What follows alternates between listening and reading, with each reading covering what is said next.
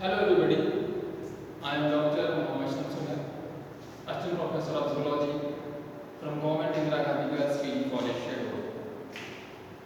Today I am going to deliver my presentation in this online refresher courses in life sciences, and the topic of my presentation is brief account epidemic diseases among domestic and wild animals. Under the diseases, first of all, I would like to share some of the slides regarding to the diseases of domestic animals. And the first one is foot and mouth diseases. Foot and mouth diseases is caused by a virus, ectovirus, foot and mouth disease virus of the family Picorniviridae. Foot and mouth diseases is highly communicable contagious viral disease. Livestock caused include cattle, pig, sheep, goats, and wild reptiles including bison, giraffe, elephant, and several other species of the antelopes. It signs with the vesicles or the blisters followed by the erosions in the mouth or on the feet and resulting excessive salivation or lameness, which are the best known signs of the disease. Next is anthrax. It is very commonly known among the people as it has got its historical importance too.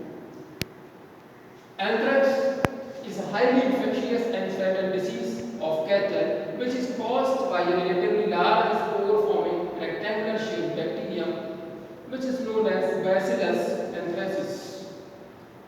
Cattle usually get the disease by swallowing anthrax spores while grazing on pastures contaminated with anthrax spores. This disease, anthrax, causes difficulty in breathing, collapse and convulsions before the death. This usually occurs over a period of 24 hours and in most of the cases only earlier treatment can cure this disease, anthrax.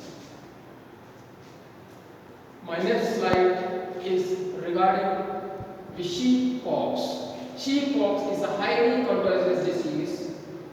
It causes a mortality of 20 to 50% in the animals below the age of 6 months and causes damage to the wool and skin in the adults. The disease is characterized by high fever and symptoms of pneumonia and acute enteritis. The internal organs such as trachea, lung, kidney and intestine are also affected due to the disease. The disease is also transmissible to in-contact goats but not to other species of animals. It, however, spreads very slowly. Next disease in my presentation is rinderpest. Rinderpest is the most destructive of the virus diseases of cloven-footed animals such as the cattle, buffalo, sheep, goat, pigs and wild ruminants. The virus is found notable in the saliva discharge from eyes and nostrils and in the urine and feces too. It is present in the circulating blood and is largely concentrated in the spleen, lymph node and liver. The virus is usually spread by contaminated food and water, and the symptomatic treatment can help early cure of the animals. Next disease regarding the disease of domestic animal is foot rot.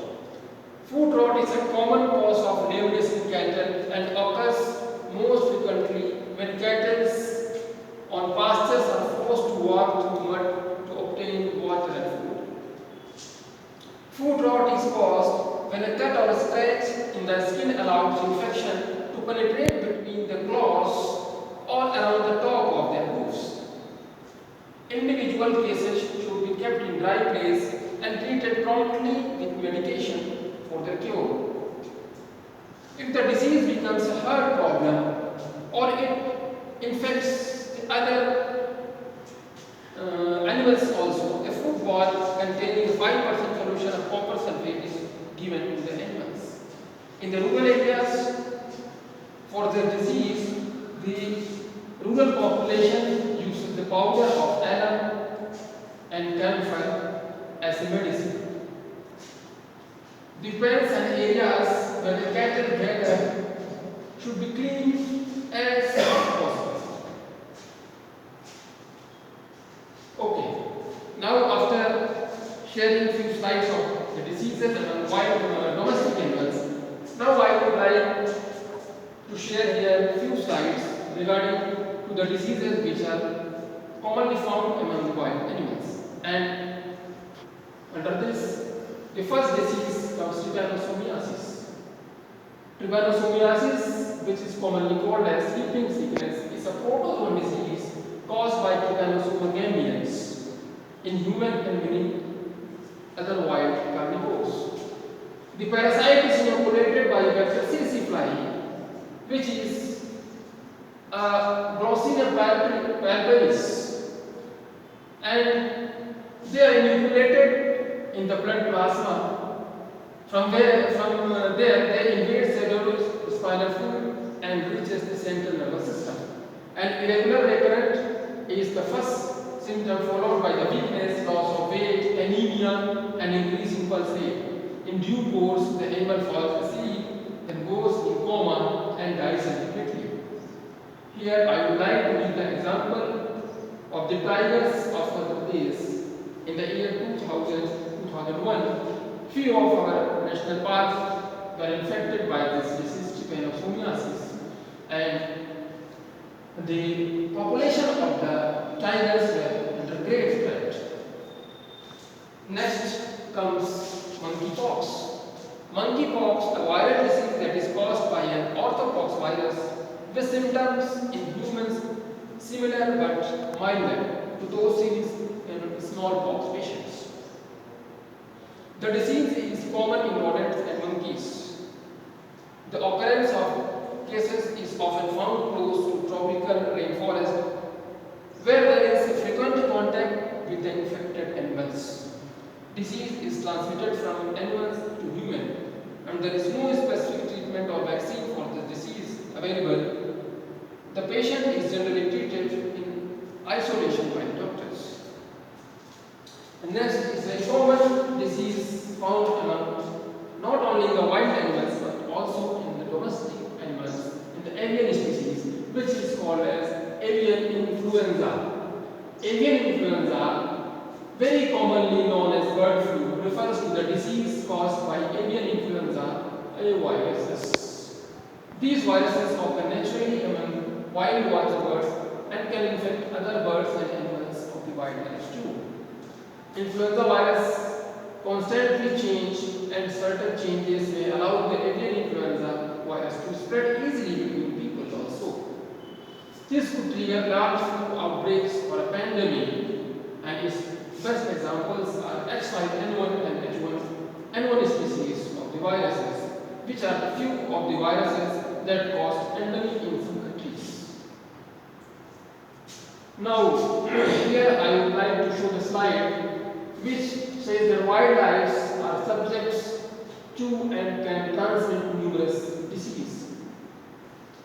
Here I would like to show the connectivity between the wildlife and the human population regarding the diseases.